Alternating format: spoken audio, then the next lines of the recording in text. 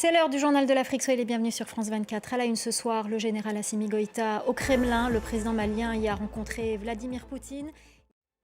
Le général Assimi Goïta est à Moscou. Le président malien a rencontré son homologue russe Vladimir Poutine lors d'une visite officielle en Russie.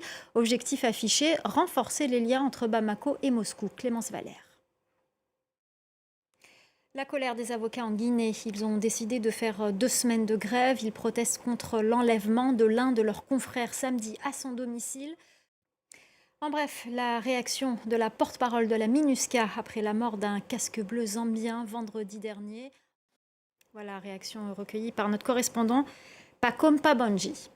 Au Gabon, Brice Oligui Nguema a annoncé dans une vidéo le lancement officiel de sa formation politique. Le président fraîchement élu doit donner le coup d'envoi lors d'un grand rassemblement au Palais des Sports de Libreville. Brice Oligui Nguema s'était présenté en candidat indépendant à la présidentielle du 12 avril dernier, qu'il avait largement remporté. Les explications de notre correspondant Ismaël Obiang Nzé.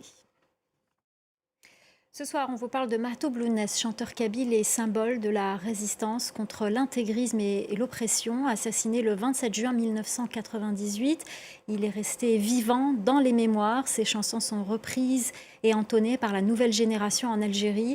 Un album posthume est même sorti en avril. On en parle tout de suite avec Tahar Hanni, journaliste à France 24. Bonsoir Tahar, merci d'être avec nous ce soir.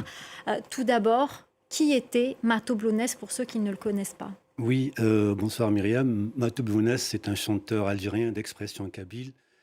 Voilà, et ses fans disent souvent qu'il y a les vivants qui sont morts, qui ne se soulèvent pas, sous-entendu, et il y a les morts qui sont vivants et qui restent toujours vivants. Exactement. Et Mato Blounès en fait partie. Merci beaucoup Tahar pour votre analyse, votre expertise sur ce chanteur d'expression kabyle qui a été tué, je le rappelle, en 98.